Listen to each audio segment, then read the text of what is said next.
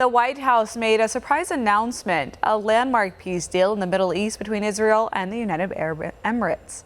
One America's White House correspondent, Rion, brings the latest. A historic day for Middle East peace and a victory for the Trump White House. Early Thursday morning, the Trump administration delivered the surprise news. Israel and the United Arab Emirates had reached an agreement, one accomplished after extensive brokering by President Trump and his advisor, Jared Kushner's Middle East team. Just a few moments ago, I hosted a very special call with two friends, Prime Minister Benjamin Netanyahu of Israel and Crown Prince Mohammed bin Zayed of the United Arab Emirates, where they agreed to finalize a historical peace agreement. Everybody said this would be impossible. The deal entails a series of bilateral agreements normalizing the Israeli-United Arab Emirates relationship. By uniting two of America's closest and most capable partners in the region, something which said could not be done, this deal is a significant step towards building a more peaceful, secure, and prosperous Middle East. Labeled the Abraham Accords, the surprise announcement is the result of years of work by Jared Kushner, Avi Berkowitz, Secretary of State Mike Pompeo, NSA O'Brien, and Ambassador to Israel David Friedman. Most importantly in this deal, Israel has agreed to suspend applying sovereignty to areas of the West Bank that it has in past discussed annexing. When President Trump came into office, we had a caliphate for ISIS in the Middle East, which was the size of Ohio.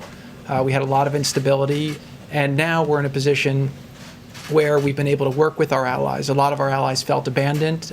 President Trump's been able to rebuild those relationships. According to the White House, delegations from Israel and the United Arab Emirates will meet in the coming weeks to sign bilateral agreements on investment, tourism, direct flights, security, telecommunications, and other issues.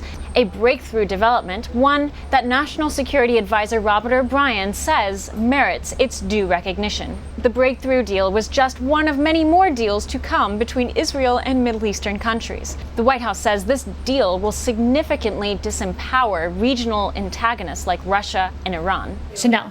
Thank you, Kaylee. Going back to Iran and Russia as geopolitical actors in the Middle East, they've been wellsprings of instability there, as we discussed, but how confident is this White House that Iran and Russia are finally going to be placed in their respective lanes in the advent of this deal and deals to come?